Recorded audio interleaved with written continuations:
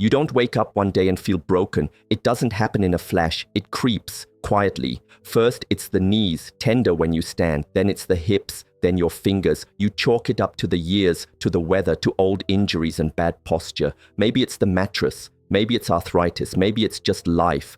But in the back of your mind, there's a voice that whispers, something else is happening.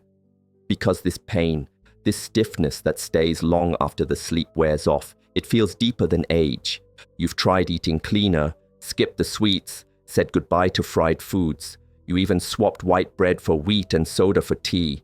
But the pain lingers, uninvited, persistent. It slows you down not just in your body, but in your spirit. There's a frustration that builds when you're doing everything right and still feel wrong. You start wondering what's hiding in the habits you haven't questioned, the everyday routines that feel safe, familiar.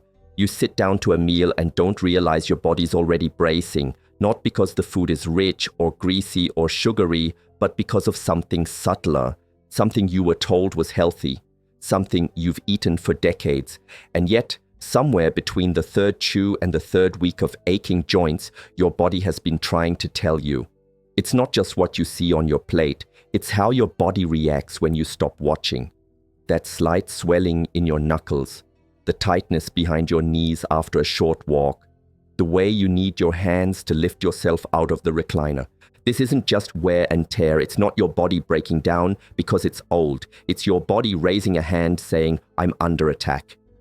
And the attacker might just be sitting quietly on your dinner plate. You've always believed in balance. A little of this, a little of that. You never went overboard. You never needed a diet book to tell you what your body already knew. A sandwich with lean deli meat, a grilled piece of chicken, maybe a few strips of bacon on Sunday mornings. These weren't indulgences. They were staples, symbols of a life lived with care and moderation. You looked at your plate and felt a kind of peace because what you were eating made sense. It felt clean. It felt safe.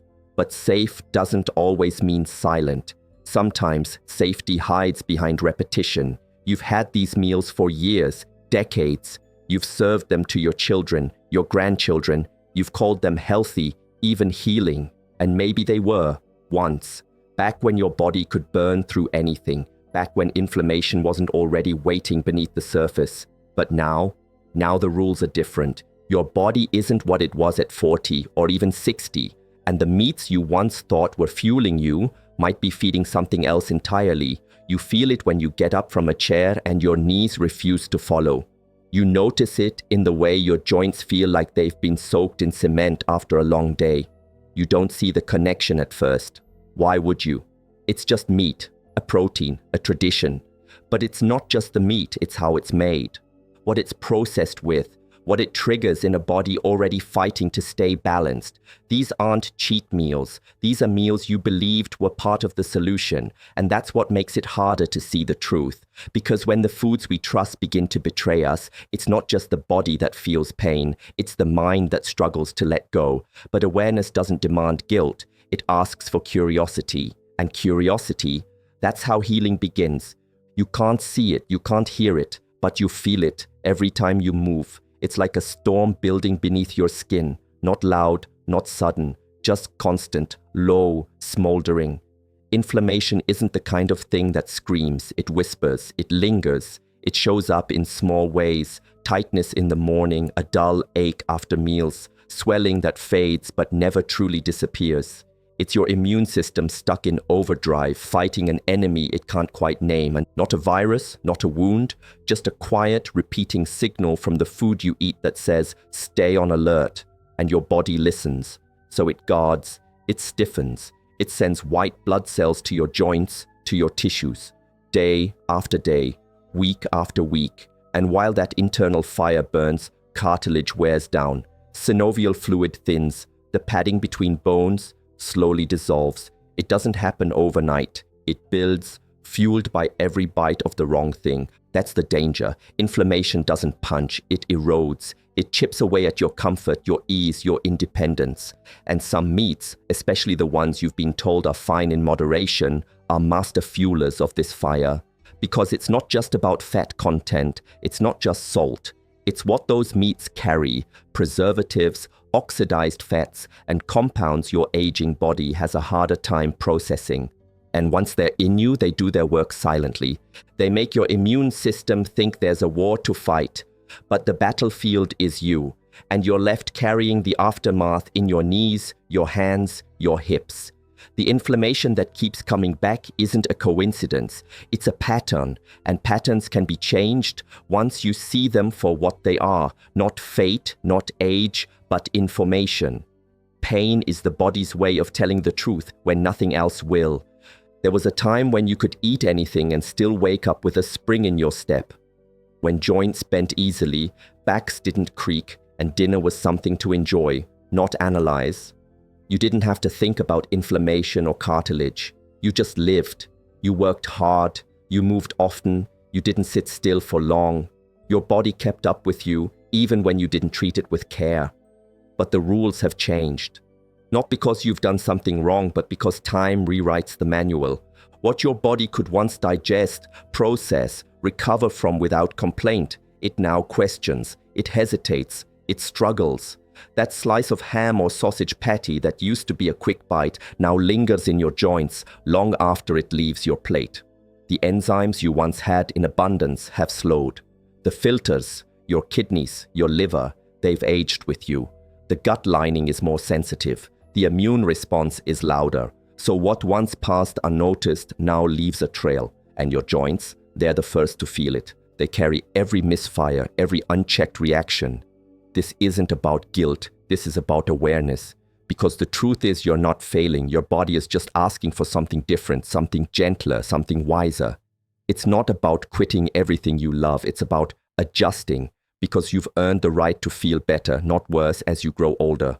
The pain that shows up after meals, the stiffness that seems to have no cause, the inflammation that won't quit, these are not unsolvable mysteries. They're signs, not punishments, not inevitabilities, just signals. And when you learn to listen without judgment, you begin to respond with care because you're not the same person you were at 30. And that's not a weakness. That's wisdom wrapped in a new body, one still capable of healing if you let it. It looks harmless, familiar, even comforting. The pinkish slices layered in sandwiches, folded next to eggs, stacked in cold cuts on a plate. Ham. On its own, it doesn't seem dangerous. It's lean, right? It's not fried. It's not dripping in fat. You've probably called it a better choice more than once, and maybe it was, back then. But now it's not just about calories or cholesterol. It's about what that meat carries into your bloodstream. Processed ham is loaded with sodium nitrate, one of the quietest enemies your joints will ever face. These nitrates don't just preserve the color, they stir the flames of inflammation. They push your immune system to stay on alert, keeping that low-grade fire burning in your knees, your wrists, your spine. And it's not just nitrates, it's the salt, the curing agents, the chemical treatments your body once filtered with ease, now struggling to keep at bay. Every bite adds up. Every sandwich stacks another stone on the load your joints are carrying. And if you're like most, this isn't a rare indulgence, it's routine. Ham on toast, ham with breakfast, ham in holiday meals. Over time, the cartilage in your joints doesn't just wear away, it gets attacked. Broken down not just by age, but by what's riding along with your food. And you feel it the next day, or maybe that night, the way you move slower, the way your hands curl tighter, like they're protecting something already under siege. It doesn't feel fair. You've done your best. But the body doesn't care about what feels fair. It responds to what's inside it.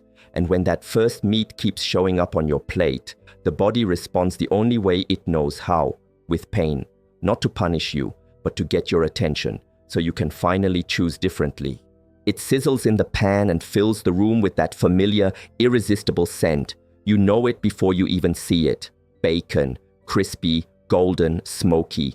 For many, it's the taste of morning, the ritual of comfort, a little slice of indulgence before the day begins. And maybe it's just a couple of pieces, not every day, not in piles. But even in small amounts, bacon leaves behind more than flavor. It leaves residue in your blood, in your tissues, in your joints. Behind its crisp charm lies a cocktail of saturated fat, preservatives, and pro-inflammatory compounds. And for a younger body, maybe that wasn't a problem. But for a body already fighting chronic inflammation, every strip becomes a match tossed onto dry grass. The fat in bacon is heavy in omega-6s, the kind that push your body toward inflammatory response instead of calming it. The nitrites used to cure it. They don't just color the meat, they color your health, quietly, over time. You may not notice it right after the meal, but the next morning when you try to stretch your legs and your knees feel locked, when your fingers are stiff and don't quite want to close, your body is speaking. Bacon has a way of sneaking in. It feels like a treat, a reward. It's tied to memories, Saturday breakfasts, campfires, a full plate. And that's what makes it harder to question, because it's not just food, it's familiarity. But your joints don't care about nostalgia, they only feel the aftermath, the heat, the stiffness, the slow grind. You may not feel it right away, but bacon doesn't have to scream to do its damage. It whispers through your bloodstream and lingers in your cartilage. And over time, those whispers become wails. You don't have to give up comfort, but you may need to redefine it, starting with what's on your plate. It wears a disguise, a label stamped with words like healthy, low fat, lean. The kind of food you reach for when you're trying to do better, when you're watching your numbers, listening to your doctor, trying to make good choices. Deli turkey. It sounds innocent enough. White meat, sliced thin, low in fat, high in protein. But what's hidden between those thin folds isn't just meat. It's phosphates, sodium, preservatives that were never meant to live inside your joints.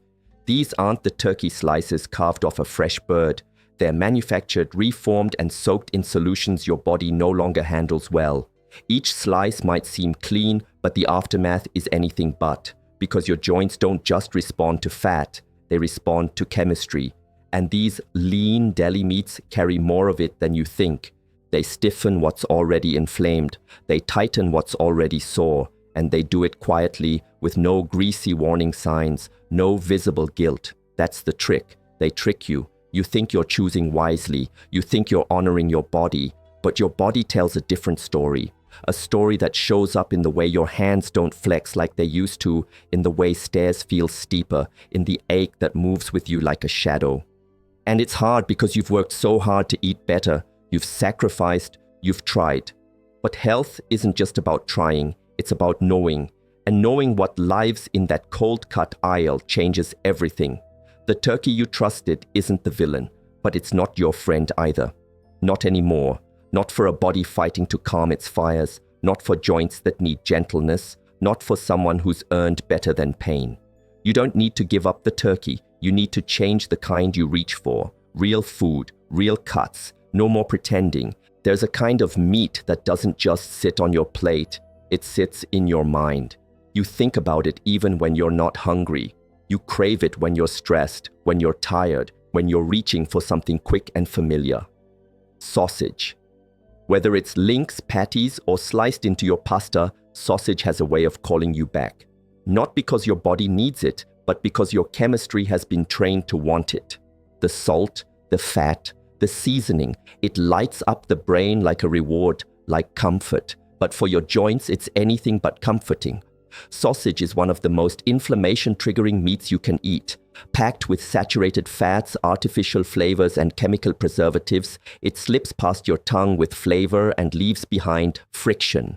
You don't always notice it right away, but your joints do. Your knees feel it when you bend, your fingers feel it when you try to grip, your lower back stiffens, your ankles ache, and still, you want more. That's the trick. It's not just a food, it's a cycle. The compounds in sausage can influence your gut-brain axis, pushing cravings while your body pays the cost. It's not weakness, it's wiring. A wiring that once served survival but now serves only pain.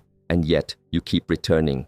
Not out of ignorance, but out of pattern. Patterned routines, patterned comforts. The sausage on your breakfast plate feels like tradition, like routine.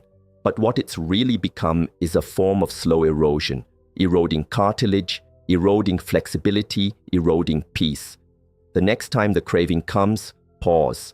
Ask yourself if the few minutes of flavor are worth the hours of pain. You already know the answer.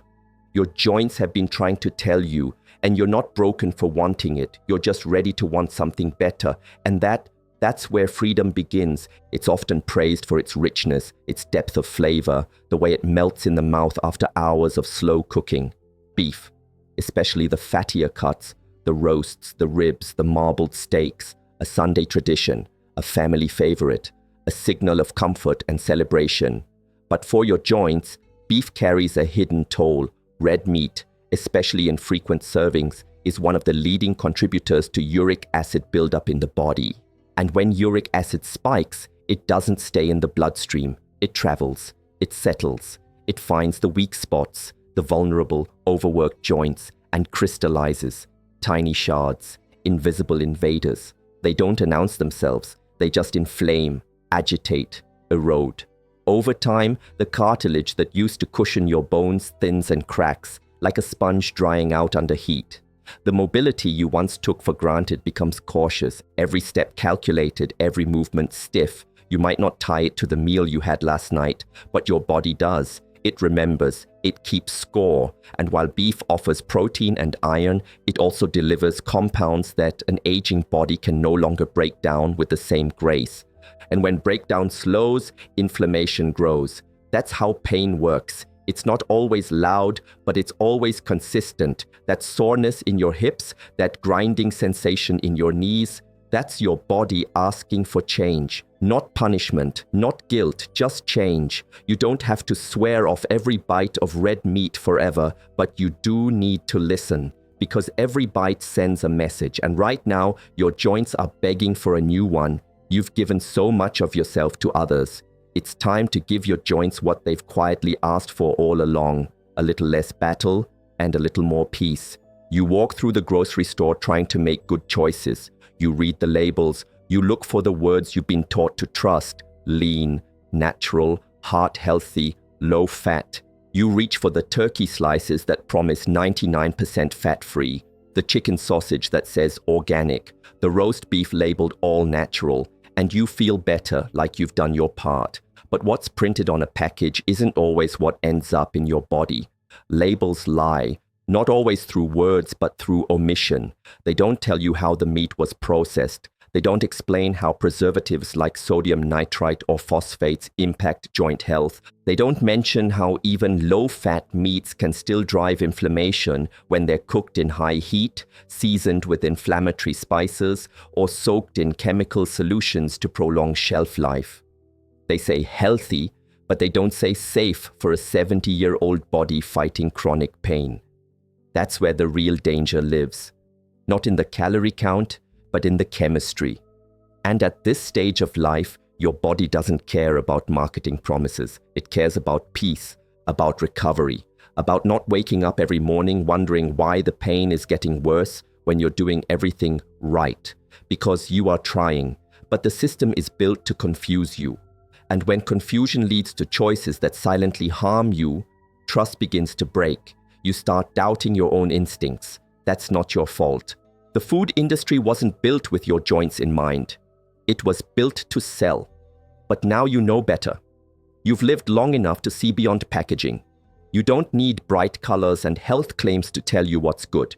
You need results. And the results your body is begging for won't come from a label. They'll come from what you choose when no one's watching. That's where healing begins. Quiet, unlabeled, real.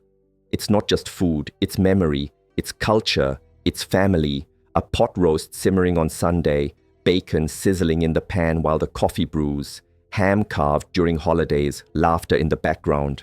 You don't just crave the taste, you crave the feeling it brings, that feeling of being connected, of being full, not just in the belly, but in the heart. And that's why change is hard. Because when you question the meat, you're not just changing your diet, you're unthreading pieces of your life's fabric. These meals carried you through years of celebration and survival. They were there on hard days and on good ones. And so, when your body starts to rebel, when the joints ache and the mornings drag, it doesn't feel like the food's fault. It feels like betrayal to question it. But here's the truth. Letting go doesn't mean erasing the past. It means honoring it with wisdom. The traditions, the memories, they live inside you whether you eat the meat or not. What doesn't need to live there anymore is the inflammation, the swelling, the pain. Your body is writing a new chapter now, one where comfort is measured not by nostalgia, but by how freely you move. Where joy isn't just in the flavor, but in the fact that you can rise from a chair without wincing. This isn't about throwing away your culture, it's about redefining what keeps you whole. You can still gather, still celebrate, still cook with love. But maybe now you do it with different ingredients. Ingredients that serve your future, not just your past. The stories we tell ourselves about food are powerful, but so are the stories your body tells you in return. And maybe, just maybe, it's time to let your body write the next part. One that includes movement, freedom, and meals that don't ask you to trade today's joy for tomorrow's pain. The change doesn't hit all at once. It's not a miracle. It's a quiet shift. The kind you almost don't notice until one day you do. You swap out the sausage for something lighter. You skip the bacon just once. You choose real turkey over processed slices. And your joints begin to breathe. The first week, maybe you just feel a little less heavy in the morning. Your fingers aren't quite as stiff. The knees don't crack as loud when you rise. You tell yourself it might be a coincidence. But by week 2, you notice the stairs don't feel as cruel. The walk to the mailbox doesn't drain you. You sleep deeper, wake easier. The inflammation starts to pull back, just a little, like a tide receding. It's not magic, it's biology. Your body, now freed from the daily assault of those hidden triggers, begins to repair, slowly, silently, but repair nonetheless. By week 3, something surprising happens. You start craving less of what once controlled you. The taste of processed meats loses its grip. Your body begins asking for what supports it, not what sabotages it. You begin to trust your instincts again, and what felt like sacrifice starts to feel like liberation. You realize you were never addicted to the meat, you were addicted to the memory. But your body lives in the now, and now it's beginning to forgive you. You walk with more ease. You stand longer without pain. You cook with a sense of intention, not guilt. That's how healing happens. Not in a grand gesture, but in the ordinary choices made one plate at a time. Your joints aren't destined to get worse. They're simply waiting for the war to end. And when you stop feeding the fire, peace has a chance to move in. 1 week, then another, then a new life.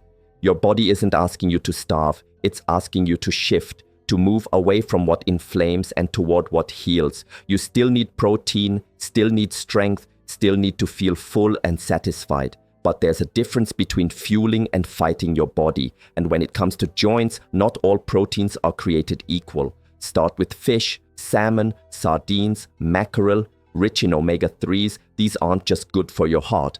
They're a balm for your joints.